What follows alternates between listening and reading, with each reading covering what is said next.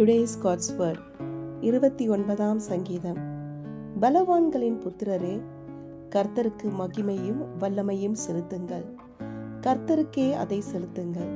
கர்த்தருடைய நாமத்துக்குரிய மகிமையை அவருக்கு செலுத்துங்கள். பரிசுத்த அலங்காரத்துடனே கர்த்தரை தொழுது கொள்ளுங்கள். கர்த்தருடைய சத்தம் தண்ணீர்கள் மேல் துணிக்கிறது. மகிமையுள்ள தேவன் முழங்குகிறார். கர்த்தர் திரளான தண்ணீர்கள் மேல் இருக்கிறார். கர்த்தருடைய சத்தம் வல்லமை உள்ளது. கர்த்தருடைய சத்தம் மகத்துவம் உள்ளது. கர்த்தருடைய சத்தம் கேதுரு மரங்களை முறிக்கிறது. கர்த்தர் லீபனோனின் கேதுரு மரங்களை முறிக்கிறார். அவர்களை கன்றுக்குட்டிகளைப் போலவும் லீபனோனையும் சீரியோனையும் காண்டாமிருக குட்டிகளைப் போலவும் துள்ள பண்ணுகிறார். கர்த்தருடைய சத்தம் அக்னி ஜுவாலைகளை பிளக்கும். கர்த்தருடைய சத்தம் வனாந்திரத்தை அதிர பண்ணும்.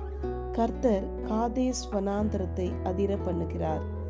கர்த்தருடைய சத்தம் பெண்மான்களை ஈனம் படும்படி செய்து காடுகளை வெளியாக்கும்.